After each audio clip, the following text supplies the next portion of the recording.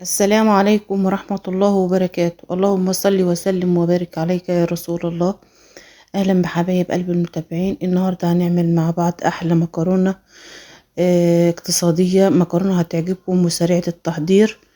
يلا بينا نشوف هنعملها ازاي. معايا بقى صلصة مقلياها جاهزة، وفلفل بجميع أنواعه، الأخضر والأصفر والأحمر واللي هو السبايسي برضو حطاه في طبق اهوت، وطماطم وتوم وبصل، والمكرونه بتاعتنا زي ما انتوا شايفين. انا مجهزه كل حاجه اهيت على التحضير على طول.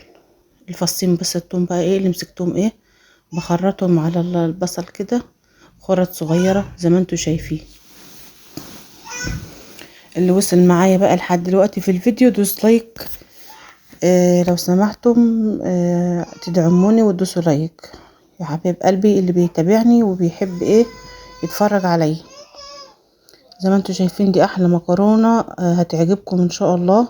طعمها كان جميل، كان تحفة، يعني طعمها كان خطير. ومكرونة اقتصادية ولا بتحتاج فراخ ولا زي المكرونة البكبكة بالظبط، بس ما بتحتاجش بقى لا فراخ ولا لحمة ولا اي حاجة. زي البكبكة بالظبط، واخدة طعمها ويمكن احلى كمان، مش محتاجة لحمة ولا فراخ. كده انا جبت حلة ومعايا فيها زيت، وهحط فيها الكيلو المكرونة بتاعي، هفضيه كله وهحمره بقى معاكم كده. اللي عايزه تحمرها كلها تحمير كامل تحمرها، واللي عايزه تحمرها نص تحمير انا هحمرها نص تحمير. زي ما انتوا شايفين هفضل اقلب فيها بقى كده زي الشعريه ما تكوني بتحمري شعريه بالظبط في قلب الزيت، واحمرها.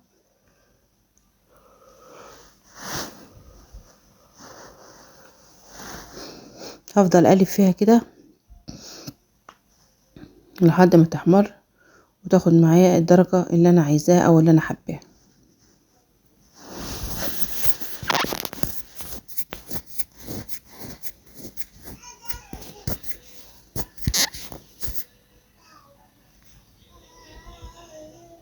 انا نقلتها، كانت العين اللي ناحيتي صغيره مش هتسعفني، نقلتها على العين اللي هي ورا عاليه شويه، وامسك بقى افضل اقلب فيها كده. عفوا، لما تاخد اللون اللي انا حباه او اللون اللي انا عايزاه. ممكن تحمريها لدرجه ان انت يعني زي الشعريه كده او تكوني بتحمري الشعريه، بس انا هكتفي باللي انتوا هتشوفوه الوقت. ايدك تبقى ان المكرونه مش زي الشعريه، ايدك تبقى فيها على طول وانت بتقلبي علشان تحمر كلها زي بعضها، لان الشعريه بتبقى حباتها رفيعه، بتبتدي تاخد اللون وتقلبي فيها سريع، بتحمر معاكي بسرعه مش زي المكرونه.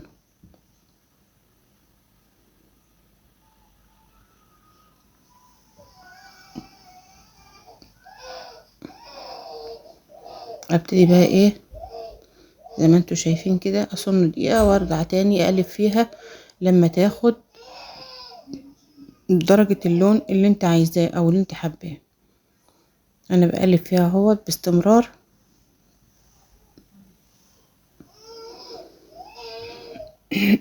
زي ما انتوا شايفين انا جهزت المكونات بتاعتي كلها جاهزه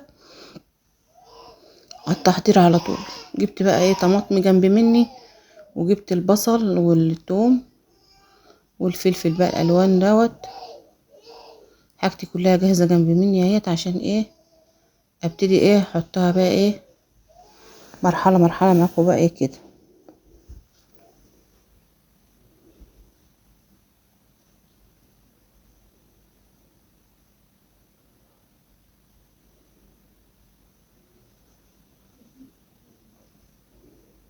يا حبايب قلبي المكرونه ديت من احسن المكرونات اللي اي بيت او اي اسره بيحبوا اطفالهم، بتحب المكرونه دايما في اي اكل. عملتها مع لحمه مع فراخ، عملتها مع بطاطس، عملتها مع اي حاجه اولادنا بيحبوها. الوقت بقى هبتدي بقى احط معلقتين 3 صلصه كده من الصلصه بتاعتنا اللي انا كنت قايله لكم انا مقلياها وحطاها في التلاجة. اما اجي اعمل اكله ولا اعمل حاجه تبقى جاهزه تحت ايدي كده. حطيت معلقتين كبار، هقلبهم كويس في المكرونة. ولو حسيتي ان انت عايزة تاني زودي زي ما انت عايزة درجة المكرونة بتاعتك لونها ايه، تحطي التقلية على قدها. انا كده ايه، هحط البصل بقى بالثوم واشوحهم شوية مع المكرونة، اقلبهم بقى، تفضل اقلب فيهم تقليب استمرار كده لما ايه ال البصل والثوم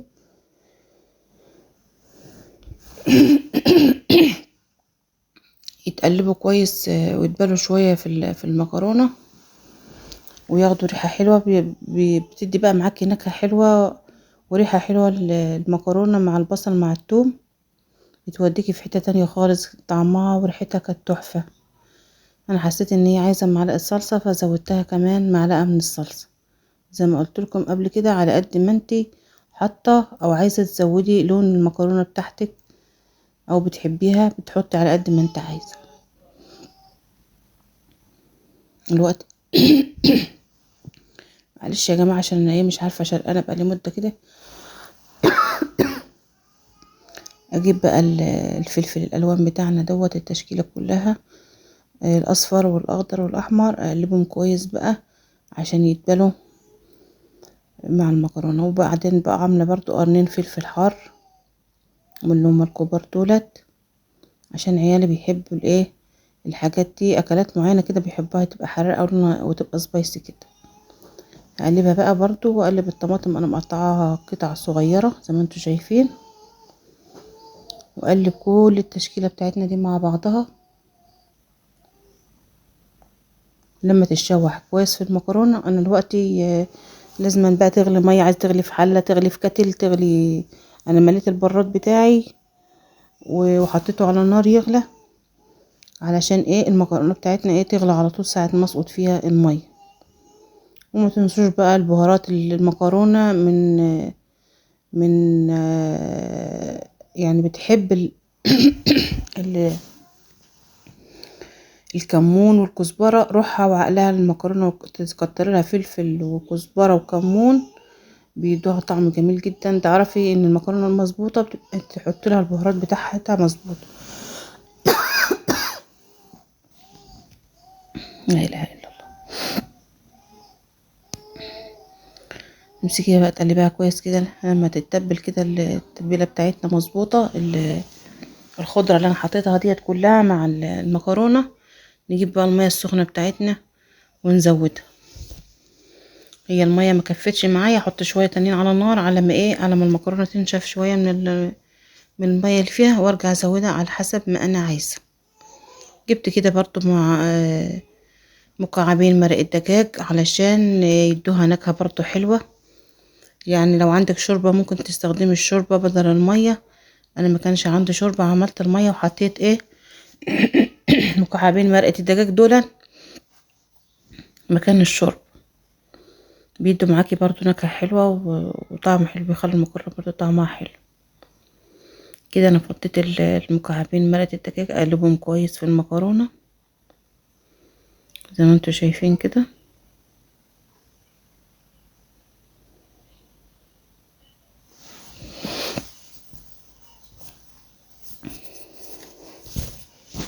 نجيب بقى البهارات بتاعتنا ارشها، دي كزبره ناشفه والكمون زي ما قلت لكم، والفلفل الاسمر والملح.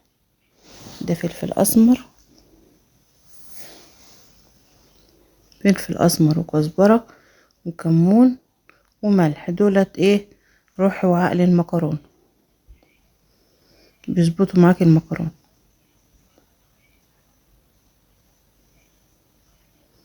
قلبها بقى كويس كده، وما تقرب تستوى تشوفي برضو حدقها مظبوطه، محتاجه معاكي فلفل، محتاجه معاكي كمون، محتاجه ملح، مش محتاجه، خلاص كده تمام.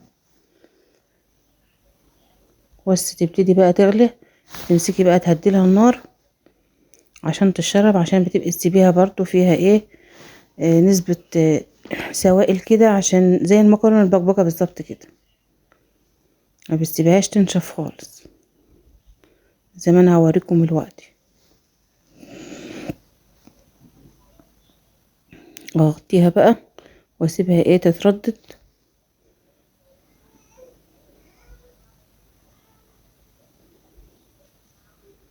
ابتدي بقى اقلب فيها كويس علشان ايه ما تلزقش معانا من تحت. زي ما قلت لكم لا بتبقى ايه ان هي ايه بتبقى عامله زي المكرونه البكبكه كده، بتبقى سايبه مش ايه مش ماسكه، بتبقى ايه فيها لحلحه سنه ميه، زي نسبه الميه بسيطه كده بس زي البكبكه بالظبط كده. حسيت ان هي عايزه شويه ميه زودتها كمان شويه ميه، برضو ميه سخنه علشان المكرونه تغلي معانا على طول وتبقى مظبوطه ما يحصلش فيها اي حاجه. اهم حاجه المكرونه بتاعتك تكون مكرونه نظيفه. المكرونه اللي انا عاملاها دي اسمها مكرونه جواهر، ماركه كويسه وحلوه برضو. كده بقى اسيبها ايه حسيت ان هي عدبه شويه، جيت ايه رشيت عليها شويه ملح. بنتي بقى جيت لقيتني بتقولي بتعملي ايه يا ماما، قلت لها بعمل لكم تاكلوا. فهي بقى عايزه نفسها تقلب بقى، عايزه تتعلم الطبيخ، دي ما بتخشش المطبخ خالص. نسيبها بقى كده حدقها مظبوط، تاخد غلوتين كمان مع بعض كده عشان زي ما قلت لكم تبقى ملحلحه كده شويه واحنا بنغرفها، تبقى ايه تبقى كويسه كده زي ما انتم شايفين.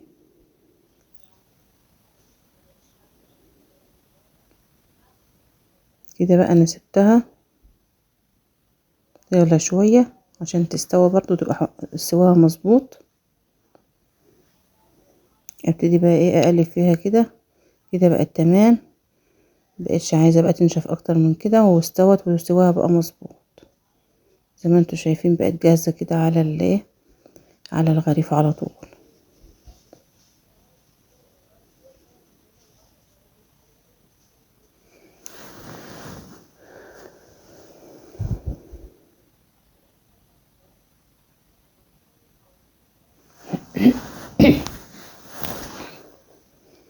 كده بقى جبنا المكرونه بتاعتنا وجبنا السرفيس بقى ايه نغرف بقى المكرونه علشان ايه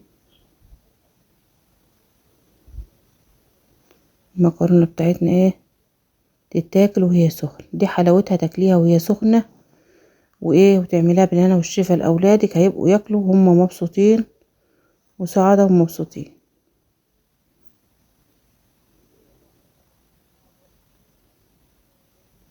زي ما انتوا شايفين كده ايه حاجه كده بسم الله ما شاء الله، ولا محتاجه لحمه ولا حاجه. انتوا عارفين بقى اللحمه والفراخ بقت بالشيء الفلاني الوقتي، عيالك عايزين ياكلوا مش هتضطري تقولي بقى ايه ده ما فيش عايزين ياكلوا مكرونه بكبكه، او تبقى دي سهله هيت ومن غير لحمه. العيال مش هتدق يعني ولا حاجه، طعمها كان جميل وكان تحفه. وجربوها كده بالهنا والشفا هتعجبكم ان شاء الله. وما تنسوش يا حبايب قلبي تدعموني وتدوسوا لايك والسلام عليكم ورحمه الله وبركاته.